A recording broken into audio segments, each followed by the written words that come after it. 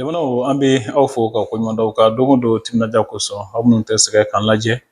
walasa k'aw kunnafoni Lidi Media sanfɛ yan ko aw ma ko aw danse dɔgɔkun kibaruw kɛnɛ kan. Bi kibaruw kumabaw la i b'a ye k'a fɔ ko mɔgɔ caman b'a la ka bɔ u sigiyɔrɔw la Banɲagara dugu caman na ka ca dugu tan ye minnu bɔra u sigiyɔrɔ la ka sababu kɛ lakanabaliya ye. An bɛna sera sɔrɔ ni kunnafoniw daminɛ la ka jira k'a fɔ ko joli sɛgɛsɛgɛw ka ɲɛsin wolonugu dalabo ni sinabo ma o baaraw fana sabatira tɔn dɔw fɛ nin dɔgɔkun in kɔnɔ Bamako yan nɔ. An bɛ kuma o fana kan dɔgɔkun kibaruw kɛnɛ kan kalanta fana kun dɔgɔdara ka bila ntɛnɛn tɛmɛnen kan baaraw sera ka sabati Bamako ni baaraw sera ka kɛ ka ɲa i b'a ye k'a fɔ Bankasi dugu dɔw bɛ yen nɔ Bayi kɛrɛnkɛrɛnnenya na baaraw ma se ka sabati kosɛbɛ sabula kalanden caman ma se ka taa kalan kɛ yɔrɔw la. Aw danse dɔgɔkun kibaruw kɛnɛ kan ka jira k'a fɔ ko Banɲagara mara la kɛrɛnkɛrɛnnenya na Bankasi dugu caman bɛ yen nɔ minnu ni olu kɔni bɔra u sigiyɔrɔw la ka sababu kɛ lakanabaliya ye caman fana bɛ yen nɔ olu b'a la ka gɛlɛyaw sɔrɔ Banɲagara cercle yɛrɛ fana kɔnɔ. Nin ye gɛlɛya ye min ni dugudalamɔgɔw tɛ la ka se k'a faamu fiyewu sabula olu yɛrɛ ka faamuli la u bilalen don kɛrɛfɛ jamana marabagaw fɛ. An ka bɔ ka tapili ka seraw lamɛn ni kumakanw fɛ. An sɛgɛnna dɛ, an sɛgɛnna an degunna an t'a dɔn k'a fɔ an bɛ Mali kɔnɔ yɛrɛ an t'a dɔn an bɛ Mali kɔnɔ mais an t'a dɔn fɛn mun don mɔgɔw bɛ y'a kɛ ni code sugu dɔ ye b'a ko fula ni dɔgɔnɔ de don u bɛ ka ko kuma de fɔ donc si c'est comme ça là même hali an ka kɛ o ye sa jamana faamaw de se ka disposition dɔ ta pour que u ka nin kɛlɛ ka ban o tɛ se ka kuma kɛ yan bon ne bolo n'i ye adamaden ye n'i ye basan fini kala a ku kala bɔyɔrɔ ye kan ka dɔn i y'a faamu wa donc e ka olu de sani ka na dara i bɛ jamana de kala fɔlɔ a problème ye min ye a kan ka i b'o disposition de ta fɔlɔ sani i ka na fɛngɛ jamana kunna Banɲagara tɛ dugudennin ye dɛ territoire min b'a bolo ça c'est 21 819 km². Kalo kɔnɔ dugu min wula o ye dugu 10 de wula bi fana ne yɛrɛ ka dugu yɛrɛ bɛ fila ka wuli y'a fɔ ne yɛrɛ dugu fila ka wuli sisan a bɛna kɛ dugu 15 de dugu min don sisan habitant mun b'a la a ka ca ni à peu près 4000 habitants dugudennin tɛ dɛ a fila ka wuli tan bon sisan o kɔni n'an taara ten dun an b'a lajɛ est ce que an ye maliyɛnw de fɔlɔ an ye maliyɛnw de wa ni yɛrɛ filɛ nin jamana n'i y'a ta ka lajɛ wallahi n'i ye fɛngɛ ninnu jɔ ka lajɛ armelen b'u tellement ils sont très armés là o tɛ dogo o bɛna cogo o cogo min ka di u bɛ tɛmɛ arme b'u bolo mobile b'u bolo moto b'u bolo fɛn bɛɛ hali lansorogɛti b'u bolo u bɛ yala ka tɛmɛ ka jamana yɛrɛ kunna a bɛ se ka kɛ cogoya jumɛn na n'i ye kuma dɔ fɔ u b'a fɔ u b'i localiser ka dɔn ka fɔ karisa ye kuma jugu dɔ fɔ an bɛ se k'a minɛ à longue distance mais e yɛrɛ ka jamana kuturu yɛrɛ kɔnɔ dugu bɛ jeni ka mɔgɔw bɛ faga fɛngɛw bɛ transporter ka taa n'a ye aw ko drone a ye drone san an ka budget bɛɛ a y'a don drone kɔnɔ an ka budget bɛɛ a y'a don sɔrɔsiw kunna ko o drone tɛ mɔgɔ armelen ninnu drone t'a ye n'an bɛ taa min o tuma kuma o kuma an bɛ taa nin cogoya de la mɔgɔ min sara kɔnɔ an tɛ segin ka na ko pɛ nana a ka fɛɛrɛ tɛ pɛ ko la bilen o bɛ non min don u ka fɔ an ye n'a tɛ Mali kɔnɔ ou bien u ka fɔ an ye min tɛ maliyɛn ye quoi u ka fɔ an ye dɔrɔn c'est tout an mago b'o de chaque fois wallahi Allah i bɛna gouverneur wele ka maire wele ka fɛn bɛɛ wele ka bɔ u b'a ko foyi kuma tɛ foyi tɛ ka fɔ yɛrɛ i n'a fɔ foyi de ma kɛ. Faraɲɔgɔnkan kulu min bɛ wele ko CAFEL Bamako meriba musow ka tɔn don ale ɲɛmɔgɔw kun bɛ taama dɔ la nanzaraw fɛ yen nɔ ani farafinna dugu dɔw la taama in kɛra sababu ye ka to kumaɲɔgɔnya dɔw ka se ka sabati ani nafa caman sɔrɔla taama in na i n'a fɔ tɔn ɲɛmɔgɔ b'a ɲɛfɔ an ɲɛna cogo min n'o ye Madame Jara Aja Fanta Ɲame an ka kumakanw lamɛn nin jaw fɛ. CAFEL sigira en mai 2021 san sabanan de natɔ filɛ a sigira musow ka ɲɛta ani denmisɛnninw ka ɲɛta ani du yɛrɛ ɲɛta bɛ se ka sabati cogo min na ani cɛ bɛn ani kan bɛn ani an bɛ se ka ɲɔgɔn kunbaya la cogo min na CAFEL sigikun kɛra o ye a sigili ni bi cɛ a ye nɔ bɔ cogo jumɛn na parce que an ye maa 2000 jeune b'o la musow b'o la association kulu b'o la jɛkulu jukɔrɔma don ni formation sira ye a dɔw jukɔrɔma don ni baarakɛminɛn dili ye u ma Donc an bɛ don min na i ko bi Kafel bɛ fo région 8 la Mali kɔnɔ 9 daminɛna sisan n'o ye Kayi ye. Donc an kɔni ni musokuluw bɛ ka baara kɛ cogo min an bɛ ka baara kɛ ten. O kɔfɛ an ye fɛn caman boloda pour que sigidaw bɛ bénéficier a la cogo min na. An ni jɛkuluw jɛra, jɛkulu caman bɛ yen nɔ an n'olu ye convention de partenariat signé. Donc o convention pour que an bɛ jɛ an n'olu ye baara ɲɔgɔnya ko convention de partenariat Mali kɔnɔ pour que Kafel ka laɲini ye min ye an musow an bɛ se cogo jumɛn na ka kɛ kuluba kelen ye pour que jamana ka ɲɛtaa bɛ sabati cogo min na ka kɛ ni bɛn sira ye ka kɛ ni kelenya sira ye ka kɛ ni ɲɔgɔn dɛmɛ sira ye. O hukumu kɔnɔna na association caman bɛ yen nɔ n'i y'a ta mairie la association féminine dɔ bɛ yen ko Bɛnko la an n'o ye convention signé. N'i y'a ta Mali yɛrɛ kɔnɔ association dɔ bɛ yen ko ASFIA an n'o ye fɛn signé. An ni musow ka transformatrices chambre de commerce ka lasigidenw an n'olu ye convention signé. Minnu b'u occuper kundilan ni esthétique ninnu an n'olu y'a signé. An ni mɔgɔ wɛrɛw y'a signé minnu ta ye autonomisation ye. Musow ka lafiya bɛ se ka kɛ cogo min na kɛnyɛrɛye baara sira la an y'o kɛ. Donc o bɔlen kɔ yen nɔ an ye activité caman kɛ. Journée de consultation commune depuis commune 1 fo commune 6 an ye musow an jɛra ka taa au niveau des CESCOM ka taa ka kuluw wele u nana an ka wele jaabi dugutigilakaw b'o la fɛn bɛɛ b'a la ka na an ka wele jaabi ka consulter k'u ɲɛ lajɛ ni fɛn t'a la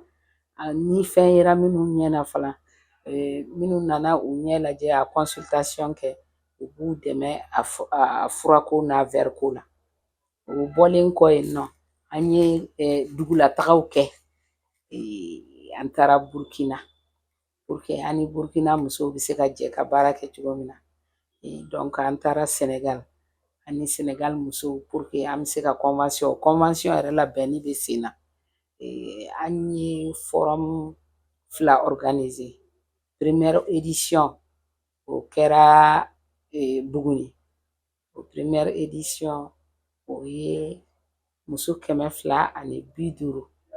o de tun bɛ yen nɔ. An taara o forum bannen kɔfɛ deuxième édition o kɛra Salon o nana kɛ Kulikoro. Kulikoro o ye muso 500 fara ɲɔgɔn kan ka tila ka na ni dunanw ye ka bɔ dugu caman na. Hollande b'o la, Faransi b'o la, Suisse b'o la, Guinée b'o la, Burkina b'o la, Niger b'o la, Mauritanie b'o la, Sénégal b'a la. An n'olu fana ye ɲɔgɔn sɔrɔ Kulikoro. Kulikoro conseil régional y'an kunbɛn à bras ouverts. Donc u ye yɔrɔ d'an ma, salle d'an ma, ka si yɔrɔw di, ka tila mairie o ye standw d'an ma. Donc a kɛra vraiment bonya ni karama kɔnɔna na. O la sa an ye muso 10 ka projet sugandi. An bɛ fɛ k'olu accompagner u ka projet ko la. An ni association Kafel mɔgɔ bɛ to ɲɔgɔn fɛ ka sɛmɛntiya k'a fɔ k'u ka birosigi baaraw fana sera ka sabati dɔgɔkun kɔnɔ Bamako Jikɔrɔni. O birosigi ninnu senfɛ i b'a ye k'a fɔ ko baaraw kuncɛra bɛɛ lajɛlen sera ka sigi ka ɲɛ. A bannen kɔfɛ an ye seereya dɔw ta a ɲɛmɔgɔw ka seereya an k'olu lamɛn ni kumakanw fɛ. Ne tɔgɔ Madame Jara Hadja Ɲami Mariam Fofana, Kafel présidente nationale de NEI. Kafel est cadre de concertation et d'action des femmes leaders du Mali. An sigira nin y'a san 3 ye. An sigili ni sisan cɛ an ye maa 2,000 former. Laɲini min bɛ Kafel fɛ c'est que ka an musoɲɔgɔnw jukɔrɔma don minnu mago bɛ a la se tɛ minnu ye ka u dɛmɛ cogo min na kɛnyɛrɛye baara bɛ se ka sabati. an nana baara min kɛ bi Bamako sigida naaninan na o ye ka olu ka biro sigi quartier hakɛ min bɛ sigida naaninan na olu musow bɛɛ de bɔra ka fara ɲɔgɔn kan ka kɛ kulu kelen ye ko Kafel biro sigida naaninan Haisa minnu bɛ biro la minnu tɛ biro la Kafel tɛ politiki tɔn ye Kafel ye tɔn min ye ale bɛ fɛ ka musow fara ɲɔgɔn kan an ka jɛ ka baara kɛ ka an jɔyɔrɔ fa jamana kɔnɔ donc o kɔnɔna na u ka weleweleda muso ɲɔgɔn minnu bɛ Kafel commune 4 la u ka bɔ a kalama u ka se ka fara ɲɔgɔn kan yaasa jɛ ka baara bɛ sabati cogo min na commune 4 kɔnɔ. Ne ye Madame Kone Saran Kaba ye ne ye Kafel coordinatrice commune 4 la an ka bureau sigira bi ne nisɔndiyara kojugu ni ko ɲagaribagatɔ ka tasuma fɛ n'a nunji ma faga ɲɛji b'a faga an ka bureau sigira bi nisɔndiya min na musow bɔra musow y'a yira k'a fɔ ko baara ka d'u ye baara jumɛn don o ye réseau baaraw ye réseau baaraw fana sigilen don mun kama a sigilen don kɛrɛnkɛrɛnnenya na musow ka développement n'u ka émergence de kama n'u ka ɲɛtaga ye u ka se ka dɔ k'u yɛrɛ ye ne ka bureau sigira bureau in tun kan ka composé ni 21 membres de mais musow bɔra de a ka ca ni muso 50 ye u bɛɛ nana mais minnu bɛ bureau kɔnɔ minnu t'a kɔnɔ an bɛɛ de nana k'an tɛgɛ di ɲɔgɔn ma parce que kɔnɔkuru jɛlen de bɛ bi fɔ musow tɔw nana ka na an accompagner la vraiment a diyara an ye an bɛ foli kɛ an ka présidente ba yɛrɛ n'o ye Madame Jara Ajanɲɛmɛ fana ye a ka cɛsiri la parce que n'i y'a mɛn jɔnni kunna de a fɔ sababu ɲuman n'i y'a mɛn ɲɔgɔn doniba ta la tɛ ɲumaga ɲuman de b'i la ale de y'anw ɲumaga ɲuman ye parce que réseau ninnu diya ye mun ye an ka se ka dɛmɛbagaw sɔrɔ minnu bɛna an ka réseau kɔnɔ ka musow former an y'a ye an ka présidente ɲumanba n'o ye Madame Jara Ajanɲɛmɛ fana ye a cɛsirilen don la hali sisan a bɔra Turki a bɛ taa ni Ethiopie fana a bɛ ka dɛmɛbagaw ɲini diɲɛ fantan naani bɛɛ la ka na n'a ye Kafel réseau kɔnɔ pour que musow bɛ se ka baara kɛ pour que musow bɛ se ka dɔ k'u yɛrɛ pour que musow bɛ se ka k'u yɛrɛ. O kɔfɛ joli sɛgɛsɛgɛ dɔw kɛra ka ɲɛsin wolonugu dalabɔn ani sinabɔ ma Bamako yan nɔ clinique défi mɔgɔw bɛ to ka nin kɛ nin y'a siɲɛ sabanan ye o sera ka mɔgɔ 80 bɔɲɔgɔnko ka olu ka sɛgɛsɛgɛliw baaraw sigi sen kan min bɛ tali kɛ u ka ɲɛmɔgɔ dɔw ye seereya dɔw lase an ma ko kan kɛrɛnkɛrɛnnenya Dr Pujugu Abdul Momon ale ye min fɔ an ye nin kumakanw fɛ an k'olu lamɛn ni jaw la. Événement heureusement tɛmɛna clinique la tout de suite. D'abord an bɛ bɛɛ lajɛlen fo mɔgɔ mɔgɔ y'a sen bɔ kɔnɔkɔrɔ ka se clinique défi la d'abord k'a daminɛ minnu nana dépistage la ani dɔgɔtɔrɔ minnu ye baara in participer an bɛ bɛɛ lajɛlen fo ka déplacement la. Alors octobre rose kun ka ca d'abord on a su an y'a ye k'a fɔ fɛn min ye Sina bana ye an balakaw ti information ba dɔn a kan et on a décidé quand même chaque année octobre kɔnɔna na ka journée kelen ta pour que ka Sina bana expliquer. Donc, du coup ni a kuma fɔra mɔgɔ hakili bɛ taga cancer kan c'est vrai comme octobre mois yɛrɛ taara comme cancer mois du cancer du sein mais bona bana in kɔfɛ bana caman bɛ yen mun bɛ se ka sin sɔrɔ donc à travers cette journée c'est-à-dire an ye journée min kɛ ka mɔgɔw lajɛ an bɛ information di mɔgɔw kan non seulement cancer bana kan mais bon min bɛ se ka muso wolonugu fana minɛ an bɛ information di o kan ani i bɛ se k'i toso cogo min na k'i yɛrɛ sin lajɛ n'o y'a sɔrɔ bana wɛrɛ b'a la ou bien ni ko b'a la pour que i ka se ka se dɔgɔtɔrɔso la. À peu près on avait 4 box de consultation donc bɛɛ tun baara la depuis midi fo 18h an tun baara la. On peut dire que an ka layɛli taara 70 ka taga 100 na an ye mɔgɔ lajɛ a tile kelen kɔnɔna na. Weleweleda min bɛ n bolo ka sin musow ma u k'a dɔn k'a fɔ sin bana bɛ yen sin bana ka ca mun tɛ cancer ye o kɔrɔ ye jumɛn sin bana bɛɛ tɛ bon ye sin bana caman wɛrɛ bɛ yen u kan ka minnu dɔn ka bɔ bon bana ma donc ɲɛfɔli min kɛra o ye journée kɔnɔna na k'a daminɛ sin dogidogoli la ni kuru b'a la ni dimi b'a la ou bien ni sin couleur falenna u kan k'u ka baara ye kalo kalo surtout ni règle banna n'u tilala règle ye la ni dɔ b'a fɔ ma koli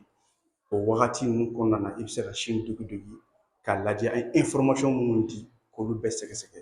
donc ni problème yera ka se dɔgɔtɔrɔso la joona. O kɔfɛ joli sɛgɛsɛgɛ wɛrɛ ka ɲɛsin ne bana kofɔlen ma n'o ye wolonugu dalabɔn ani sina bon ye o baaraw sabatira association dɔ fɛ min ni a bɛ wele ko sigida joli o baaraw sabatira Bamako falajɛ u ni kɛnɛyaso min bɛ wele ko clinique Marcelini de ye a baaraw sigi sen kan ɲɔgɔn fɛ a kuncɛlen kɔfɛ ka bɔ yen nɔ u ka ɲɛmɔgɔ min bɛ wele ko a coordinateur Badara Ali Tarawele ale ye sira dɔw di an ma an b'olu lajɛ ni jaw fɛ. Komi bɛɛ b'a dɔn octobre kalo o ye den kɛrɛfɛli ni musow ka bonbana kalo ye donc o hukumu kɔnɔna de la comme clinique yɛrɛ bɛ quartier kɔnɔ an n'olu jɛra ka fara ɲɔgɔn kan ka don kelen kɛrɛnkɛrɛn k'a ɲɛsin o bana ninnu ma musow ani cɛkɔrɔbaw ni hali denmisɛnninw ye parce que tension ni diabète ninnu bɛɛ b'a dɔn ko musokɔrɔba bana dɔrɔn tɛ an bɛ don min na i ko bi nin y'an siɲɛ fɔlɔ ye baara la ka ɲɛsin kɛnɛya ma n'o tɛ fɛn tɔw la i n'a fɔ assainissement ale ni sécurité ko la an ye baara damadɔni kɛ ka ɲɛsin olu fana ma mais santé kɛnɛya kɛlɛli kama nin ye o activité fɔlɔ ye inchallah ninnu kɔfɛ laɲini mun bɛ yen o tɛ dɔwɛrɛ ye peut-être sensibilisation halisa kɛnɛya kama mɔgɔw ka continuer dépistage sɛgɛsɛgɛliw fɛ halisa ka ɲɛsin u ka bon banani dɔrɔn tɛ bon kɛlɛli dɔrɔn tɛ hali bana wɛrɛw hukumu kɔnɔna la o laɲini b'an fɛ ka ɲɛfɔ mɔgɔw ye an kɔni bɛ mun ɲini dɔrɔn mɔgɔ kelen tɛ se ko la donc bɛɛ ka jɛ ka fara an kan komi halisa an ma falajɛ bɛɛ labɔ an b'a ɲini bɛɛ fɛ an bɛɛ ka jɛ ka kɛ kelen ye halisa ka se ka sigida in jɔ kɛrɛnkɛrɛnya la. Association Tita mɔgɔw fana ye joli sɛgɛsɛgɛ ka ɲɛsin musolakaw ma o baara dɔw sigira sen kan Tabakɔrɔ logement sociaux la ani fo taa se Falajɛ mɔgɔ fɔlɔ n'o ye mɔgɔ minnu bɔr'u sigiyɔrɔ la ka sababu kɛ kɛlɛ ye olu daga yɔrɔ ma Bamako Falajɛ o baaraw sera ka tɛmɛ cogo bɛnnen na mɔgɔ caman olu kɔni sera ka furaw sɔrɔ ani ka sɛgɛsɛgɛli baaraw sabati u ka association Tita ka kibaruya lasela ye Jɛnɛba Sima ale min fɔ nin jaw la an k'olu lamɛn. Ne tɔgɔ Jɛnɛba Sima ne ye association Tita ka kuma laselikɛla ye n'an b'a fɔ o ma ko chargé de communication mais an ye mɔgɔ dɛmɛtɔn ye mɔgɔ dɛmɛtɔn min ni an tɛ dan ka hinɛ fantanw dɔrɔn na an bɛ fɛ ka don an ka jamana yiriwali fɛnɛ kɔnɔna la i tɛ se ka kuma jamana yiriwali kan ni mi janto jamanadenw ka kɛnɛya la o kɛnɛya hukumu de kɔnɔna la an bɛ yan bi Falajɛ mɔgɔ minnu bɔr'u sigiyɔrɔ la ka na Falajɛ donc an nana dépistage gratuit kɛ yen nɔ ni o ye sinabon ni denwoloniko bon ye kɛnɛya kɔfɛ an bɛ fɛ ka dɛmɛ fɛnɛ kɛ an ka sigida yiriwali fɛnɛ kan kalanko fɛnɛ kan an bɛ an seko ni an dɔnko fɛnɛ kɛ yen yɔrɔ la o de nana ni association Tita in yɛrɛ nali ye ka da kan an bɛ jamanadenw ye an ka jamana kanu bɛ an na walasa an ka jamana bɛ yiriwa cogo min na an fɛnɛ bɛ fɛ k'an sen don o la donc o de ko hukumu kɔnɔna la an ye nin don in sigi tile 3 kɔnɔna la an ye kunun an bɔra Tabakɔrɔ ayiwa bi an bɛ camp de réfugié la Falajɛ sisan kɔni an bɛ ka baara kɛ an yɛrɛ ka nafolo la dɛmɛbaga tɛ an na fɔlɔ nka ka di an ye an dɛmɛbagaw ka baara kɛ ɲɔgɔn fɛ dɛmɛbaga association wɛrɛw b'o la ayiwa ONGw b'o la an ni jamana yɛrɛ bɛ se ka an dɛmɛ cogo min na ka da kan n'i ko ɲɔgɔn dɛmɛ i ko wari i ko nafolo n'i ko ɲɔgɔn dɛmɛ i ko aw ka fara ɲɔgɔn kan i ko aw ka jɛ ka sigi o de hukumu kɔnɔna la a ka di an ye an ni mɔgɔ caman ka se ka baara kɛ ɲɔgɔn fɛ minnu fɛnɛ bɛ anw ka waleya ɲuman in ɲɔgɔnna kɛ voilà donc n bɛ welewelema da kɛ ka ɲɛsin musow bɛɛ lajɛlen ma u ka sɔn ka taga u yɛrɛ lajɛ ka da kan an bɛ se ka balo ni bana in ye ka sɔrɔ an yɛrɛ t'a kalama donc a ka d'an ye musow ka sɔn u ka lajɛ fura ka d'u ma u ka kɛnɛya. O kɔfɛ muso minnu ye sɛgɛsɛgɛli ninnu sɔrɔ olu dɔw ye seedaw fana lase an ma an k'olu lamɛn. An bɛ association Tita fo kosɛbɛ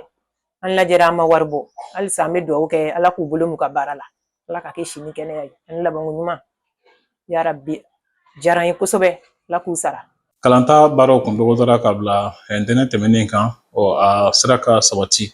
Bamako yan nɔ i b'a ye k'a fɔ baaraw sera ka sira sɔrɔ ka ɲɛ kalandenw sera ka taa kalanyɔrɔ la ka sɔrɔ gɛlɛyaba foyi ma sɔrɔ a la i n'a fɔ lycée La Brière ale kotigi ye Ozias Kone ye Ozias Kone ye min fɔ an ye nin kuma kɔnɔ ne jaw la an k'olu lajɛ. Alors bi ye rentré ye le 4 novembre bi de école Tado ye a tun bɔra a dɔgɔkɔrɔ autorité fɛ à cause de ji walankatali min kɛra jamana kɔnɔ donc an nisɔndiyalen don bi sɔgɔma ka ɲɔgɔn ye denmisɛnninw e yɛrɛ tun bɛ yan nɔ i ye denmisɛnninw ye cour kɔnɔ u tun ka ca kosɛbɛ kosɛbɛ alors an profite la ka drapeau yɛlɛ parce que an ka faso de don fɛn bɛɛ n'i b'a kɛ i bɛ faso de kanuya jira bɛɛ la donc an ye drapeau yɛlɛ ani ka profiter ka conseil di ekɔlidenw ma o conseil bɛ ta mun na n'i y'a ye ekɔliden i ye denmisɛnnin de ye i kan ka taa ɲɛ de i kan ka kɔgɔ o tɛ ɲɛ ladili kɔ an ye ladili d'u ma ekɔliden ɲɛnama o ye mɔgɔ ye min ladonnen don ka ɲɛ d'abord so ani ekɔliso la donc o de la an y'a f'u ɲɛna k'u ka to ka na ekɔli la heure la ani u kana to ka ekɔli fana chômer n'a ma kɛ fɛn wɛrɛ ye donc o de b'a to denmisɛnnin ka kalan a bɛ sigi ɲɔgɔn kan ka taga donc denmisɛnninw fana kan ka da u yɛrɛ la parce que caman bɛ yen nɔ u ma da u yɛrɛ la u t'a dɔn k'a fɔ ko ala ye nilifɛn d'u ma u man kan ka kɛ ko bolo kɔfɛ mɔgɔ ye donc tant que i ma i yɛrɛ valoriser alors a bɛ gɛlɛya i ka taa ɲɛ complexe kan ka bɔ bɛɛ la donc an ye o ladiliw d'u ma ani k'a f'u ɲɛna an ka taabolo an b'a fɛ baara ka kɛ cogo min na nin ɲinɛ san kɔnɔ o kɛra jamaba ye ani an nisɔndiyara parce que aw tun bɛ yan nɔ a y'a ye aw kɛra sɛrɛ ye ani inspecteur fana tun bɛ yan o y'a bɛɛ ye san o san an bɛ to k'o de kɛ ka an denmisɛnninw bilasira donc an b'a ɲini ala fɛ ala ka san ja donc en tout cas laɲini min fana bɛ ne fɛ k'a fɔ c'est vrai an ye privé de ye an bɛ jamana dɛmɛ na nin ye ne san 34 ye n bɛ nin baara la donc n tɛ n yɛrɛ fɔ tuguni parce que caman bɛ n dɔn autorité caman fana bɛ n dɔn ani autorité caman fana bɔra nin école la u bɛɛ bɛ yen sisan donc ka an fanga fara ɲɔgɔn kan u ka to ka privé dɛmɛ dɔɔni c'est vrai an bɛ gɛlɛya la jamana bɛ gɛlɛya la gɛlɛya kɔnɔ an y'o faamu donc o de kama an fana bɛ faamuyali kɛ donc wagati ni wagati u ka to ka u janto an na ko an fana bɛ yan parce que ni i ye nin dayɛlɛ mɔgɔ de b'i bolo i bɛ to k'u sara donc ni wariko dulonna tuma dɔ la a bɛ kɛ baara de ye a bɛ kɛ baara ye jɛɲɔgɔnya bɛ gɛlɛya ani baara taaɲɛ fana bɛ gɛlɛya donc an bɛ ala barikada o ma kɛ biriya la fɔlɔ depuis an y'a daminɛ an bɛ gɛlɛya sɔrɔ mais ani kumaɲɔgɔnya mana k'an ni ɲɔgɔn cɛ an bɛ ɲɔgɔn faamu donc o de don ka aw bɛɛ fo ani ka a ɲini ala fɛ ala ka san 2024-2025 ka diya bɛɛ la ka diya ekɔlidenw na ka diya mɛtiriw la ani autorités minnu bɛ ekɔliko kunna ka diya olu fana la ala ka mali sankɔrɔta ala ka mali basigi donc o de ye n ka kuma ye k'a lase aw ma. ni baaraw sera ka sabati ka ɲɛ bamako yan nɔ i b'a ye k'a fɔ banka cercle la bayi kɛrɛnkɛrɛnnenya na o gɛlɛya donna baara la yen nɔ sabula kalanden caman bɛ yen nɔ minnu t'a la ka se ka taa kalanyɔrɔ la ka sababu kɛ lakanabaliya ye an sera ka bayi sifin ɲɛmɔgɔ ka kumakanw sɔrɔ n'o ye mamadu jigime ye an ka lamɛn ni kumakanw fɛ. bi an da bɛ baro min na o ye an ka ekɔliko ye ekɔli taara an b'a fɔ tare ala ni ce jamana ɲɛmɔgɔ o di ce ekɔliden masaw fana olu fana nisɔndiyalen don nin wagati in na fɔ ko denw sera ka ekɔli taga sira minɛ koba ye bawo dɔɔni ɲini o ɲɔgɔn tɛ nka anw minnu bɛ yɔrɔ la yɔrɔ minnu ni ekɔlisow datugulen don a kɔni vraiment nisɔndiyaba tɛ anw fɛ barisa an y'a ye k'a fɔ san 5 ekɔlisow datugulen don fɛɛrɛ si tɛ ka tigɛ jamana ɲɛmɔgɔw fɛ yen fɛɛrɛ si tɛ ka tigɛ ekɔli terilakaw fɛ yen ani denmisɛnninw yɛrɛ terilakaw fɛ yen fɛɛrɛ si tɛ ka se ka tigɛ walasa ni denmisɛnninw n'u ka kalanko tiɲɛnen don san 5 bɔɲɔgɔnko walasa ka se au moins dɔɔni fitinin ka se ka ɲini ka d'u ma n'o fɛɛrɛ tɛ ka tigɛ ni denmisɛnninw bilalen bɛ u yɛrɛ kunfɛ ye a kɔni jigilatigɛ ko don o denmansaw ma jigilatigɛ ko don o yɔrɔ masina yɛrɛ ma bawo yɔrɔ o yɔrɔ ni kalan tɛ yen i ka da la k'a fɔ o yɔrɔ tomo de don o yɔrɔ tomo de donc ni y'an ka yɔrɔ yɛrɛ jateminɛ i bɛna ye k'a fɔ n'i ye kalan taabolo jateminɛ kalanbaliya kun a baden de bɛ yen a caman de bɛ yen kɛmɛsigi o kɛmɛsigi b'a ye k'a fɔ mɔgɔ minnu kun ye kalan faamuya ka kalan nafa dɔn ka kalan yɛrɛ kɛ a tɛ tɛmɛ 10 kan 90 bɛɛ o bɛɛ fililen don o y'a sɔrɔ ekɔli kun dayɛlɛlen don ni ekɔli datugura sisan o tɔ bɛna kɛ cogo di o temps yɛrɛ tɛna bin ji la wa donc vraiment an bɛ welewelema da de kɛ ka ɲɛsin jamana ɲɛmɔgɔw o k'a lajɛ wagatiw tɛmɛna san 2000 ani san 21 dɔgɔnɔ sifinw ka tɔn dɔ tun bɛ yen tɔn 50 bu ɲɔgɔn k'o fara ɲɔgɔn kan ka kɛ kuluba ye n'u b'a fɔ collectif des associations des jeunes du pays d'Ogo olu kun ye fɛɛrɛ dɔ tigɛ o fɛɛrɛ ye jumɛn ye k'a lajɛ denmisɛnninw n'u kun ka ekɔli janyana kosɛbɛ ka daminɛ 7 année ka na se 9 année ma ka olu lajɛ fɔlɔ dɔgɔnɔ cercle 4 dugu cercle 4 na n'o ye Banka Sinikoro Bandiagara ani Douanja ka se ka u lasago yɔrɔ dɔ ka au moins kalo 6 kalan ɲɛnaman k'u kun ka bɛn ni minnu bɛ examen salle kɔnɔ olu bɛ se ka examen kɛ cogo minnu yɛrɛ tɛ examen salle kɔnɔ olu bɛ se ka passer ka taa sanfɛ classe la cogo min na o 2021 kɔrɔ a kɔni kɛra sababu ye Bankasi mara ani Koro an sera ka kɛ yen Bandiagara an ma se ka ɲɛsi sɔrɔ a denmisɛnninw taara min an ma se ka dɔn Douanja c'est pareil an taara an yɛrɛ ni académie mɔgɔw ye ɲɔgɔn ye mais malheureusement a ma se ka kɛ yen mais a kɔni kɛra Koro ani Bankasi wa a ye nɔ belebele bɔ Bankasi n'i y'a jateminɛ minnu tun bɛ DEF niveau la mɔgɔ 124 bɔɲɔgɔnko olu sera ka DEF sɔrɔ o kɔnɔna na ka taa an b'a o ye tare o de hukumu kɔnɔ an y'a ye k'a fɔ tiɲɛ la o fana fɛɛrɛ dɔ ye min bɛ na se ka kɛ sababu ye ka kɛ fiɲɛbɔda ye ni denmisɛnninw ma walasa u ka hakɛ n'u ye kalan ye o kana na se ka lanɔgɔ cogo min na. Jamana ne bɛ dan sigi bi dɔgɔkun kibaru la kibaru farala ɲɔgɔn kan jɛ ka baara don Emmanuel Jara Daniel Pujugu Jɛnɛba Sima ni fo taa se Andre Traoré jɛ ka baara don Paul Jara ale fana y'a dɛmɛ baara ninnu na kosɛbɛ aw kana ɲinɛ k'aw abonné an ka page la walasa aw ka se an ka jaw sɔrɔ u bila waati yɛrɛ la Ala ka dɔgɔkun wɛrɛ yira an na.